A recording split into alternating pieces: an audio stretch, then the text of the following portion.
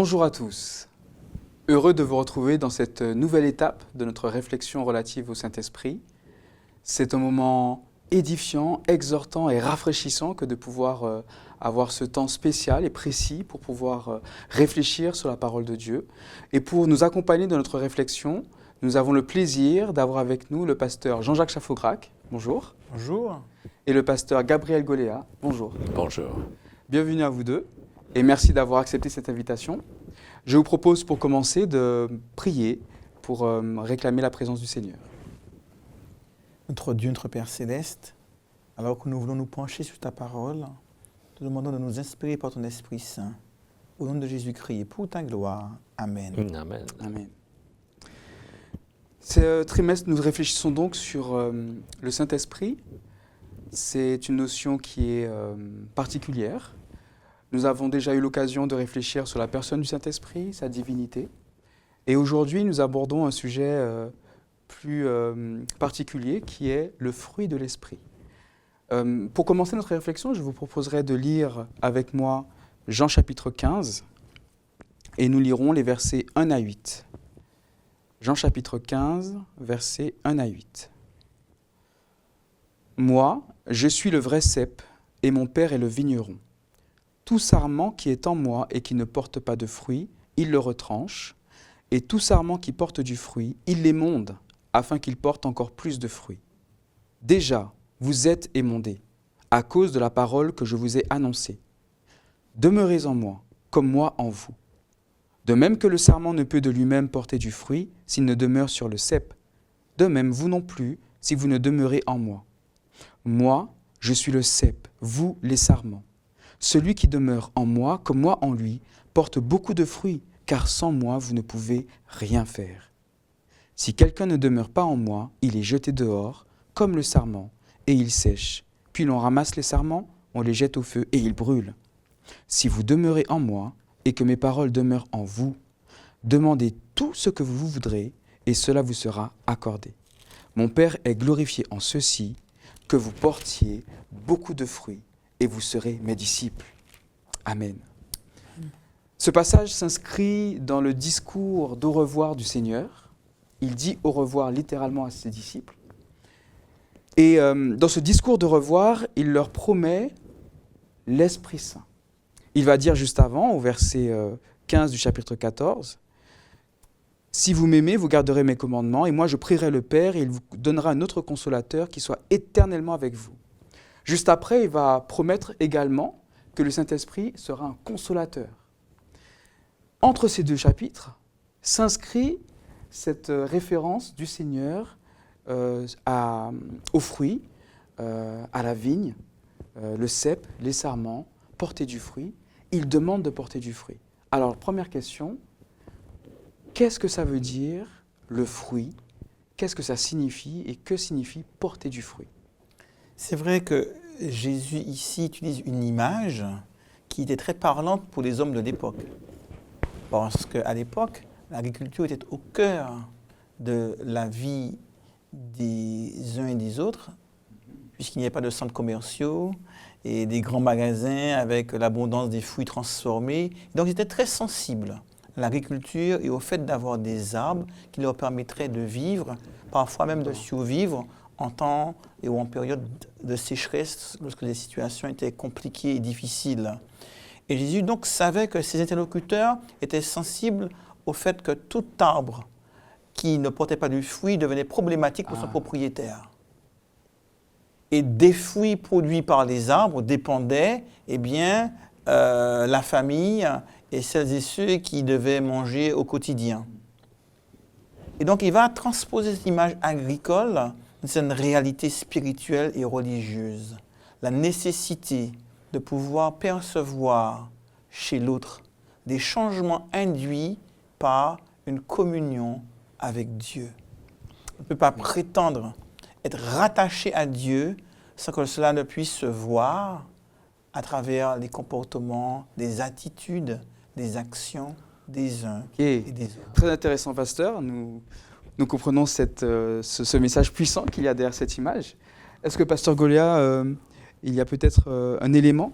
Oui, je pense que le message a deux niveaux de compréhension. Celui de l'aspect fonctionnel.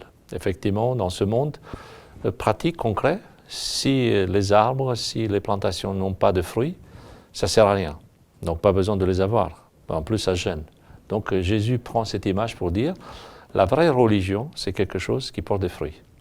On peut dire aujourd'hui, le message est beau, le discours est bien rodé, les paroles sont vraiment formidables et en plus, quand on maîtrise une langue, on a l'impression qu'on couvre la totalité d'une réalité.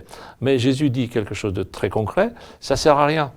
Si vous ne portez pas de fruits, ces arbres, ces plantations que vous voyez, ce n'est pas très utile. Et Jésus, tout au long de son ministère, va rappeler ce principe fonctionnel, pragmatique, concret. C'est bien d'avoir la foi, c'est bien d'avoir quelque chose que vous prétendez, mais si ça ne porte pas de fruits, pas de résultats, ce n'est pas la vraie religion. Et le deuxième niveau de compréhension de ce texte, c'est lié au fait que à la question de la nature de l'homme, la créature. La créature, par sa prestation, par sa façon de faire, elle arrive à un moment où elle peut se croire au centre de la vie. L'homme, la nature, on regarde, on dit mais c'est beau, c'est bien. Et l'homme peut avoir tendance à croire que par lui-même, il y arrive. Et Jésus rappelle cette fonction, ce lien qui existe, même si le produit, même si la périphérie, c'est quelque chose de beau, quelque chose d'intéressant, n'oubliez pas, c'est toujours en lien avec la base. Je prends l'image d'un cosmonaute, astronaute. Vous savez, ils sont dans l'espace, récemment, ils sont sortis dans l'espace pendant des heures. Vous imaginez quelqu'un qui s'entraîne, qui arrive dans l'espace, qui maîtrise son environnement, il sort de son habitacle, là où il était pendant des jours et des jours, et il voit tout cet univers, il dit, ça y est, c'est bon. Je suis en fait le plus intéressant, l'homme le plus performant, parce que je vous rappelle qu'il y a une concurrence, il y a un concours qui doit être passé, donc forcément, cette personne arrive dans l'espace, elle dit, là, maintenant, ça y est, je peux me détacher. Non, elle sait que peu importe son intelligence, peu importe sa capacité, sa profession, il y a une chose très importante, elle ne va jamais se couper de son habitacle. Elle va rester en lien. C'est ce que Jésus dit. Attention, les sarments, il faut qu'ils soient en lien avec la vigne. S'il n'y a pas de connexion, s'il y a une coupure, à un moment donné, ça va se voir. Donc la plante ne pourra plus grandir. Intéressant, effectivement, c'est ce que le Seigneur va dire, notamment au verset 4. « Demeurez en moi comme moi en vous, de même que le sarment ne peut de lui-même porter du fruit s'il ne demeure sur le cep, de même vous non plus si vous ne demeurez en moi. » Donc effectivement, le Seigneur rappelle ici que la condition sine qua non pour porter du fruit, c'est d'être attaché, de demeurer en Christ. Et cette nuance me paraît essentielle. Trop souvent encore, beaucoup de chrétiens s'imaginent que le fait d'avoir un comportement en adéquation avec notre idéal de chrétien est une manière d'obtenir l'approbation divine, la grâce divine, voire le salut. Qu'est-ce que tu entends par comportement? Est-ce que tu peux nous donner un exemple concret de cela? Concrètement, les chrétiens vivent avec des valeurs. Okay. Nous avons un idéal. Et on peut citer une multitude de choses. Le respect de l'autre, la solidarité, la fraternité, à s'abstenir de choses négatives telles que le mensonge, le vol. C'est bien tout ça. Ce sont autant de bonnes actions qui correspondent à des valeurs chrétiennes et que parfois l'on veut mettre en pratique dans la vie pour plaire à Dieu, pour avoir l'approbation divine, pour aller au paradis, pour aller au ciel. Et là, on se rend compte ici que les choses sont inversées. Je ne vais pas mettre en pratique ou chercher à avoir un certain comportement pour obtenir la faveur divine, puisque ce comportement, cet idéal que nous voulons vivre, c'est la conséquence d'une communion avec Dieu. Donc mon comportement n'a pas pour but de me relier à Dieu, mais n'est que la conséquence de cette intimité, cette communion que j'entretiens avec Dieu. Donc les valeurs que nous portons lorsqu'on se dit chrétien, Ce sont des valeurs que nous ne pouvons vivre que parce que nous avons entretenu la relation intime avec Dieu et non pas pour obtenir la faveur ou l'approbation divine. Merci. Donc je comprends ici que l'étape numéro 1, c'est d'être connecté à Jésus.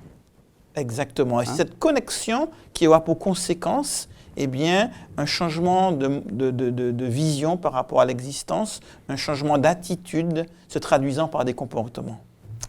Ok. Alors, ça me fait penser à un autre passage, Galates chapitre 5, verset 22.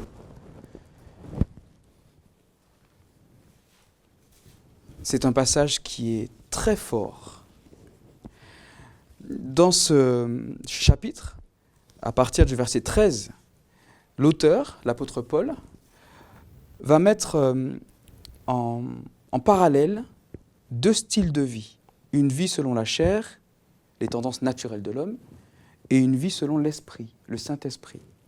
Et il va dire au verset 22, « Mais le fruit de l'esprit est amour, joie, paix, patience, bonté, bienveillance, fidélité, douceur, maîtrise de soi. La loi n'est pas contre de telles choses. » Mes amis, est-ce que vous pensez que ça, c'est possible en 2017 ? À votre avis ? Non. Humainement, non. L'homme ne peut pas arriver à ça. C'est tout le drame de l'homme. L'homme se compare à lui-même, il se compare aux autres. Donc il a des critères. L'année dernière, j'étais comme ça, maintenant je suis mieux. Voyez, on court, après on court plus.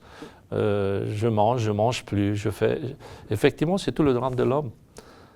Si nous comprenons par contre que le secret, c'est d'être en Christ, la question de bilan, la question de sa propre performance n'a plus lieu d'être parce qu'on sait qu'il y a toujours un vide, il y a toujours un décalage. Donc on se rend compte, au contraire, de combien il nous manque pour être vraiment ce que le Seigneur souhaite. D'ailleurs, les grands personnages de la Bible nous apprennent que lorsqu'ils sont au top de leur vie spirituelle, ils se considèrent comme étant pas du tout dignes. Ils disent « Ah ben c'est pas moi, j'ai péché ». Alors que ce sont des personnes pour lesquelles nous avons beaucoup d'admiration. Et Jésus lui-même, dans sa vie, à chaque fois, il a ramené tout ça au Père. Alors que nous, on sait très bien que c'était quand même le Fils de Dieu. Donc, plus on est en Christ, plus le décalage est grand. Et on n'aura jamais cette audace, cette idée de pouvoir faire des bilans, de se comparer, sur le plan spirituel, j'entends, parce qu'on sait qu'on est loin de ce que Dieu demande de notre part. Par contre, pour l'autre, on aura toujours un mot d'appréciation, d'encouragement, parce que lui, il était loin, mais on le voit s'approcher du Christ. Et je pense que ça fait aussi partie de ses caractéristiques, par exemple la bonté, la gentillesse, le fait de s'approcher des autres d'une autre manière, d'être plus généreux. Et c'est ce que l'apôtre Paul dit. La foi, être en Christ, ce n'est pas juste avoir une émotion pour la personne de Jésus, ce n'est pas juste comprendre la doctrine. Eh bien, le fruit, et là je souligne le singulier, comme si c'était des petits morceaux qui, ensemble, feraient un seul fruit. Hein, si vous coupez une lamelle, elle n'est plus dans le fruit. Hein, il n'y a pas de fruit. Le fruit, c'est la totalité de ça. Le fruit de l'esprit, c'est. Et là, il y a une longue liste. Je pense que chacun pourrait continuer cette liste parce qu'elle est incomplète. Ce qui est important, c'est d'avoir le fruit, le résultat de ce lien avec Dieu, à travers la prière, à travers une vie consacrée. Donc si je comprends bien, le fruit de l'esprit qui est présenté ici par l'apôtre Paul, c'est bien le même fruit dont Jésus parle au chapitre 15 de l'évangile de Jean. C'est bien ça. On voit bien ici que dans les épîtres de Jean ainsi que dans l'évangile de Jean, il y a un thème récurrent, celui de l'amour, l'amour vécu dans la relation à Dieu, l'amour vécu dans la relation aux autres. À partir de là, le catalogue de vertus que nous donne Paul dans son épître aux Galates, résume tout cela, puisqu'il commence par le mot amour. Le fruit de l'esprit, c'est l'amour. Et comment cet amour se vit-il dans mon rapport à l'autre ? la bienveillance, la bonté, Ouais. la patience. D'ailleurs, beaucoup de ces vertus ici présentées vont au-delà du christianisme. Lorsqu'on parle de la paix, lorsqu'on parle de la maîtrise de soi, on parle là de valeurs quand même auxquelles on aspire, même au-delà du cercle des croyants et des chrétiens. Et ici, l'apôtre Paul dit dans son épître aux Galates, eh bien, que ce n'est que l'action et le fruit de l'Esprit de Dieu, des conséquences de son action dans nos vies. Et je crois que là, c'est quand même quelque chose d'assez important pour nous aider à comprendre l'amour de Dieu. Dieu nous aime et il veut nous réhabiliter. Il veut nous aider à retrouver des qualités, des vertus que le péché a gâchées, a effacées en nous. Et il nous dit joie, paix, amour, bienveillance, maîtrise de soi, etc., sont autant de qualités, de vertus que l'Esprit de Dieu se propose de réhabiliter en nous à travers son action. Et du coup, on se sent très humble. Parce qu'on se sent débarrassé de la culpabilité eh bien, de devoir faire quoi que ce soit pour plaire à Dieu ou pour aller au ciel. Là, on se rend compte que finalement, on met la charrue avant les bœufs.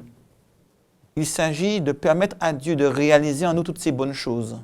Ce n'est pas à nous de les faire pour obtenir quoi que ce soit, mais c'est à nous d'être en communion avec Dieu pour que Dieu, lui, fasse en nous cette œuvre que nous ne pouvons pas faire pour nous-mêmes.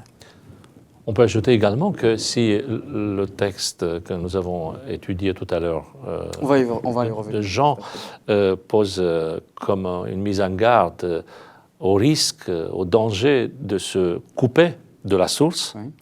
Le texte de l'apôtre Paul nous met en garde contre une autre dérive, une autre façon erronée de voir la relation avec Christ, à savoir penser que si on est intime avec Jésus, si on est en lien privilégié avec le Maître de l'univers, à travers la prière, et il faut reconnaître qu'on se sent bien quand il y a un chant qui nous touche, quand il y a un moment de prière spécial, quand nous sommes dans une assemblée où tout événement, toute parole concourt à un bien-être spirituel.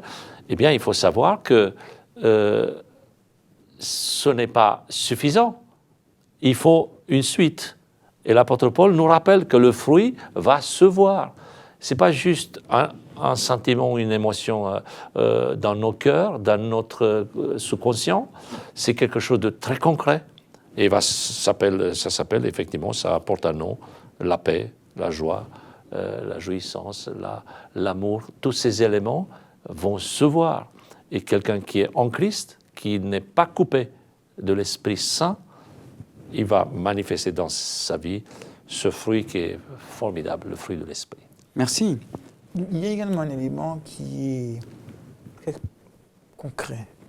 D'ailleurs, beaucoup dans le monde postmoderne de certaines sociétés, il y a une question qui est posée régulièrement. À quoi ça sert? La religion, à quoi ça sert? Dieu dans sa vie, à quoi ça sert? C'est peut-être une question égoïste parce qu'on cherche son intérêt. Mais cette question est quand même pertinente en lien avec la parole de Dieu. À quoi ça sert la religion? À quoi ça sert Dieu dans notre vie? Puisqu'on le propose aux autres. Il faut bien qu'il y ait une valeur ajoutée. Quelle est cette valeur ajoutée d'avoir Dieu dans sa vie? Eh bien, ce texte nous l'explique. D'avoir Dieu dans sa vie nous procure eh bien, un sentiment de paix et on peut décliner toutes ces valeurs chrétiennes parce que c'est Dieu lui-même qui les accomplit en nous. Oui. Trop souvent, on présente le christianisme comme une liste de devoirs à faire parce qu'on est chrétien. Il ne s'agit pas de faire des choses parce qu'on est chrétien, mais de vivre des choses que Dieu nous donne de vivre comme des cadeaux qu'il nous fait, des présents qu'il nous accorde par cette communion que nous entretenons avec lui. À quoi ça sert d'être chrétien? Quelle est la valeur ajoutée du croyant? Mais ce que cette communion avec Dieu lui apporte, de vivre des choses plus profondes, plus grandes, plus paisibles, qu'il n'aurait jamais pu l'imaginer. Amen. Je comprends donc que c'est une liste de victoires qui nous est présentée ici, parce qu'effectivement, l'amour, la joie, la paix, la patience, la bonté, la bienveillance, je crois que tous les lecteurs de ce texte à travers les siècles ont soupiré après la réalisation de ces caractéristiques-là dans leur propre vie. Et ce qui est merveilleux, effectivement, c'est que ce n'est pas à moi de faire des efforts pour que cela devienne réalité, mais simplement à me laisser rester en contact, à demeurer en Jésus, et le Seigneur créera ce fruit en moi et me permettra de porter, d'arborer toutes ces facettes du fruit de l'Esprit. Il s'agit en fait de se focaliser sur le véritable défi, qui n'est pas d'accomplir une action en particulier, mais de rester en communion avec Dieu. C'est justement ce que je voulais aborder avec vous. Au verset 2 de Jean chapitre 15, donc le texte précédent, nous avons lu au verset 2, « Tout sarment qui est en moi et qui ne porte pas de fruit, il le retranche. Et tout sarment qui porte du fruit, il l'émonde, afin qu'il porte encore plus de fruits. » Jésus parle de lui, le vrai cep, et du vigneron, son père. Comment est-ce possible d'être un sarment attaché au cep et de ne pas porter du fruit? Qu'est-ce que Jésus veut dire ici? À un moment donné, dans son ministère, Jésus a eu ce qu'on appelle un oracle vivant. C'est-à-dire qu'il a joué une sorte de pièce de théâtre. Enfin, le mot est moderne, c'est pas ça. Il est passé dans une situation à côté d'un figuier. Il a vu qu'il n'y avait pas de fruits, alors qu'il y avait des feuilles. Donc il a cherché, et devant eux, il a fait un constat, il a maudit cet arbre. Le lendemain, on voit cet arbre qui est sec, qui est desséché, qui ne porte plus de fruits, et s'interpelle. Et tout le monde a compris que c'est une leçon par rapport au sort du peuple s'il continue dans la même voie. Normalement, il devait avoir des fruits, cet arbre. Il ne les a pas eus. Et on comprend la suite. Il y a une relation cause à effet. Donc, si un arbre, une plante, ne porte pas de fruits, le résultat est logique. Il ne faut pas s'attendre à une surprise. Tout fermier, tout paysan va procéder à quelque chose. D'abord, bien sûr, il va mettre en place des moyens pour sauver. Là, on a l'image d'Ésaïe, chapitre 5. C'est la vigne qui est protégée, qui est entourée. On cherche à récupérer à tout prix, mais à un moment donné, on va se séparer. Et cette leçon de séparation, qui est dure, qui n'est pas au goût du jour aujourd'hui, hein, il faut le dire, hein. On ne se sépare pas comme ça. On dit, voilà, c'est injuste, on essaie tous les moyens. Enfin, il y a un discours un peu très, très édulcoré dans notre langage. On essaie, et on a raison d'aller jusqu'au bout, de sauver à tout prix. Et le Seigneur nous inspire, nous donne parfois beaucoup d'énergie pour aller dans des zones, des domaines où on cherche à récupérer à tout prix. Mais il faut savoir que dans l'histoire de cette humanité, il viendra un moment où il y aura une séparation. Et ça s'appelle le jugement, etc. C'est pas ça qui fait le moteur de notre passion pour Jésus. C'est pas ça qui nous détermine à rester fidèles. Mais on ne peut pas l'éliminer du tableau. Nous allons, à un moment donné, rendre compte de nos propres actes et les fruits que nous portons. Et j'en termine avec un exemple très simple.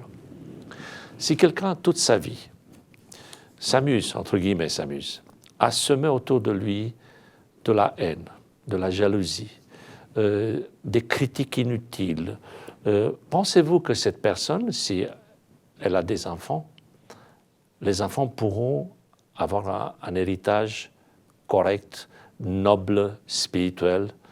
Et on constate la plupart des cas que ces personnes arrivent à ne pas avoir de la crédibilité, même pour son entourage. Et quand on voit dans sa vie, on se dit, mais ça vient de là. Comment est-ce qu'on peut continuer à grandir, à construire, à encourager, si nous faisons un travail de destruction?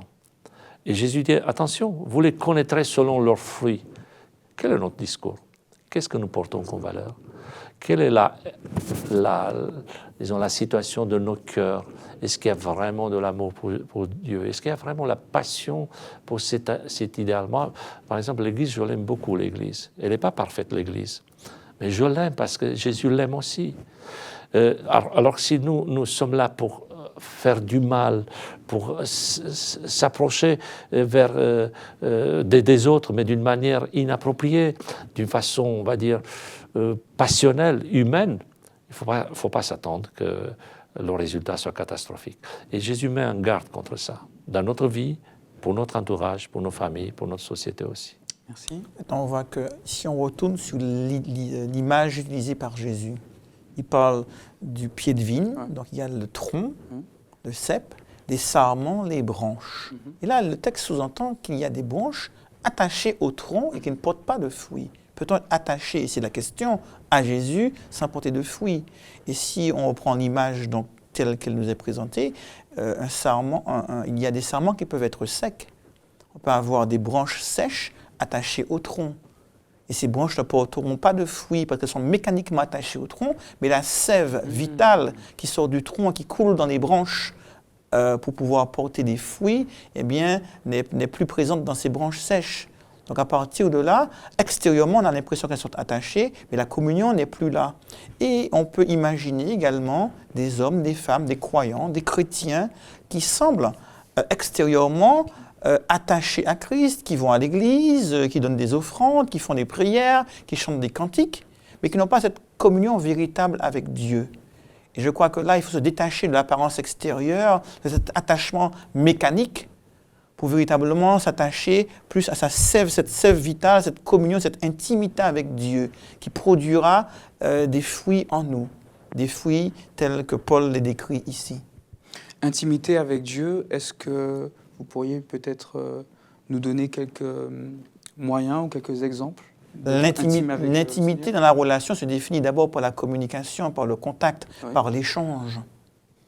C'est le cas avec nos amis, avec ceux qui nous sont proches. Je crois qu'avec Dieu, c'est le même principe. D'accord. Avoir le contact avec lui dans cette communication, dans cet échange, dans cette mise à disposition, cette recherche de la présence de Dieu, par les actes que les chrétiens sont appelés à faire, la prière, la lecture de la parole de Dieu, etc. Mais c'est ce qui permet d'entretenir la relation avec Dieu. Un autre aspect, c'est l'authenticité de cette relation. Nous ne pouvons pas nous mentir nous-mêmes. C'est le seul domaine où on ne peut pas se mentir. On peut mentir aux autres, on peut faire semblant, on peut... Pour la photo de classe, tout le monde est beau. Hein.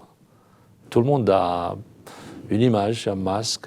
Je ne veux pas dire que tout le monde est hypocrite, ça c'est pas mon discours non plus.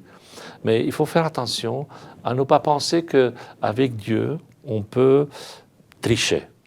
Et cette intimité, cette communion, justement, elle aura comme épreuve la marque du temps, la durée, l'intensité et surtout dans des épreuves. Quand il s'agit de perdre, je sais que c'est lui d'abord qui a perdu. Donc je ne me bats pas, moi, pour gagner, parce que c'est lui qui va remporter la victoire. C'est lui qui se bat. Je pense que cette communion, ce n'est pas juste une déclaration. Ce n'est pas une affirmation. Cette communion, c'est une réalité.